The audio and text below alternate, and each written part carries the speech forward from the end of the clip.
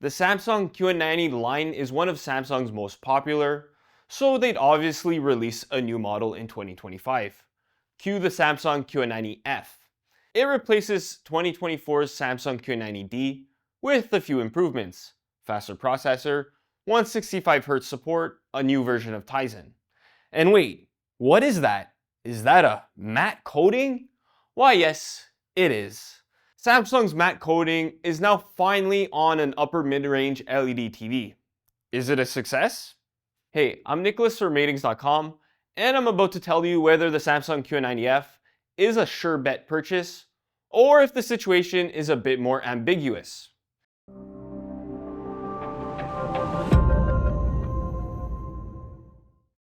It is, however, an upper mid-range Samsung LED, which means no matter what happens, it's likely to have really good image quality. And surprise, it does. This is a very bright TV. Highlights really pop during darker scenes, as we see small highlights hit up to 1900 nits. Yeah, that's on test slides, but it's impressive. The TV is also bright enough to maintain up to around 600 nits in fully lit scenes. Not nearly as bright as with smaller highlights, but still very bright. When it comes to contrast, we have our first surprise, as this TV's contrast isn't quite as good as last year's QN90D. Now, that's not to say it isn't good. It's great actually. Blacks are very deep, even when bright highlights are present. Its lighting zone precision is good too, so there isn't excessive blooming around those highlights, although you'll still notice some. Lighting zone transitions are decent. There's some noticeable haloing, but it's still not too bad, at least outside of game mode. The TV's zone transitions are noticeably worse in game mode, with long trails behind fast-moving objects and a noticeably slower backlight. This is disappointing, as this TV's brightness in game mode doesn't dip at all, unlike last year's model, but instead we get worse black levels. Moving on to HDR performance, you'll be happy to know that this TV has amazing HDR color volume. It displays a wide range of colors at high luminance levels, and darker colors are also displayed well due to the TV's great contrast. In short, colors. And if you care about accuracy, well, you're likely to be satisfied here too. Not blown away, but yeah, satisfied. The TV's white balance is good, but greens are overrepresented in brighter grays, with blues and reds instead being underrepresented in those same grays. The whole thing ends up making the TV's color temperature a bit too cold or blue, although not by much. As for color accuracy, it's mediocre, with noticeable color mapping issues in almost every color. When it comes to HDR brightness accuracy, it's also decent, although blacks and near blacks are too dim in all content. And this is especially noticeable in content mastered at 1000 nits. At least there is a gradual roll-off near the TV's peak brightness to retain detail, even though the TV is bright enough to display all content mastered at 600 and 1000 nits. SDR brightness on this TV is fantastic. It's capable of maintaining above 1000 nits in real scenes, which is far too bright for any human to keep staring at for long. In scenes with small areas of brightness, the TV hits up to 1800 nits. In very bright scenes with large areas of brightness, it dips to around 600 nits.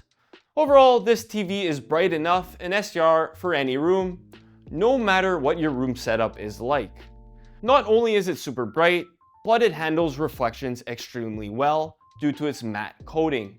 Yes, indeed, this is the first upper mid-range LED TV with a matte coating, which the market was lacking up until now. This coating really reduces the intensity of any direct reflections and even performs very well in mixed lighting conditions. Of course, like most matte coatings, it tends to spread out reflections on the screen, but overall, it works well. Plus, it does all that without having its blacks raise excessively in brighter environments, although they certainly do raise a little. Unfortunately, the TV's darker colors do noticeably lose some of their saturation in brighter rooms, so darker scenes in particular can end up looking a bit washed out in very bright contexts.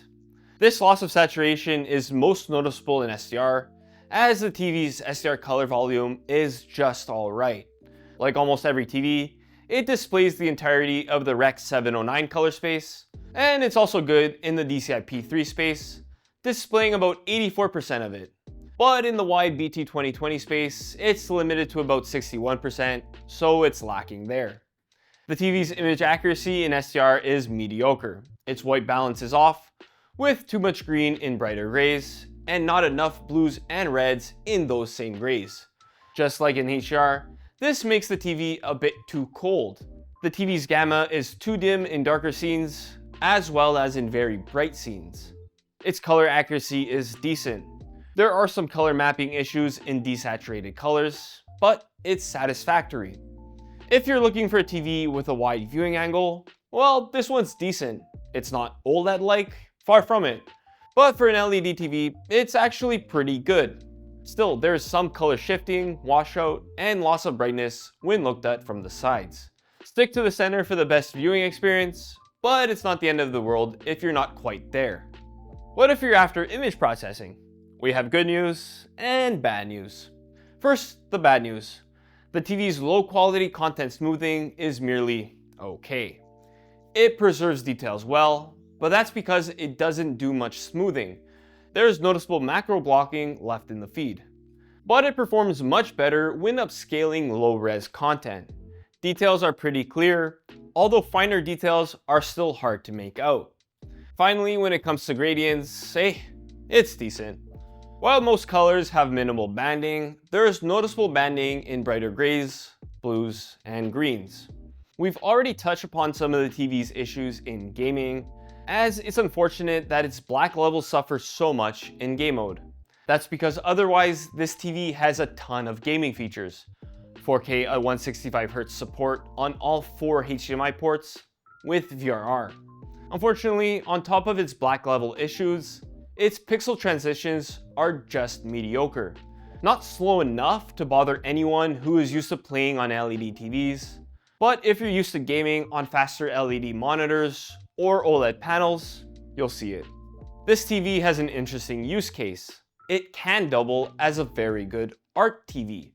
Previously, if you wanted a matte art lifestyle LED TV, you were stuck with some low and mid-range options like the Samsung The Frame 2024, the Hisense Canvas TV 2024, or the TCL Next Frame QLED. To emphasize this, the QN90F does have Samsung's Art Store. It's an enticing option for those wanting to display some art, but also want a pretty good TV to watch movies on. Of course, as on all Samsung sets, there's no Dolby Vision. Samsung backs HDR10 Plus instead. It still doesn't pass through DTS audio formats, and it downsamples Dolby Digital Plus 7.1 to 5.1. Looking for alternatives? There are a few. If you're considering replacing last year's model with the QN90F, or if you're shopping for both and are wondering which one to get, the answer is easy. Stick with the QN90D. First, it's cheaper. Second, it's a bit better overall due to its better contrast and color vibrancy in SDR. Yeah, the QN90D loses a lot of its HDR brightness in game mode, but the QN90F instead has worse black levels, so that's a wash.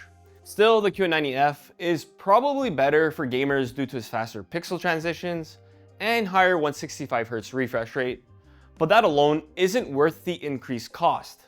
Overall, stick with last year's model while it's still available.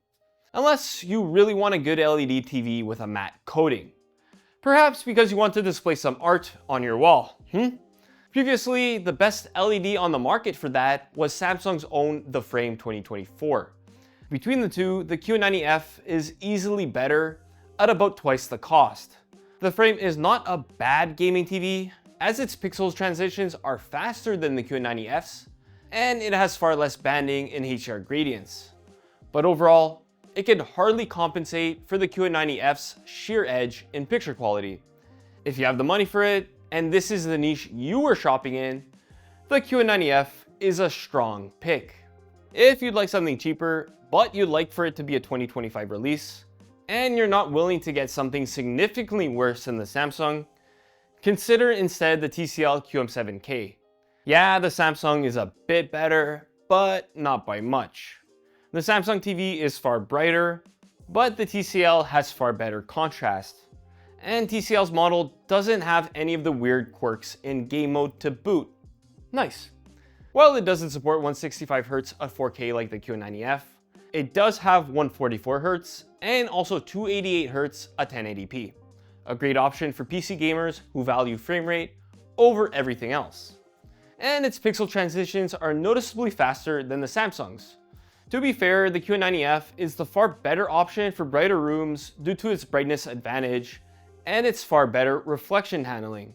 But if you prefer to watch your TV in darker rooms, seriously consider the TCL QM7K. So, should you buy the QN90F? Probably not, at least not while last year's models are still available for a much cheaper price. And unless you're really looking for an expensive lifestyle TV. Even when those models dry up, you have some 2025 models that do compete closely for a better price, like the TCL QM7K.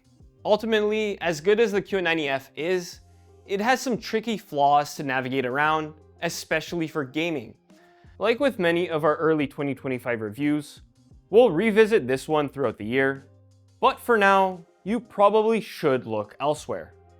That's our look at the Samsung QN90F. Are you in the market for a really good art TV? Or would you prefer to shop for something cheaper? How do you think it will stack up against other 2025 TVs? Let us know in the comments, and check out our written review in the description below. Until next time, I'm Nicholas from Rtings.com, where we help you find the best product for your needs. Ciao. Hey, I'm Nicholas from Rtings.com, and I'm about to... Oh my god. Let me try that again. Hey, I'm Nicholas from Rtings.com. Why can't I say Rtings.com? Rtings.com? Rtings.com. Where do you work, Nicholas? Rtings.com. Yay! Or if the situation is a bit more ambiguous,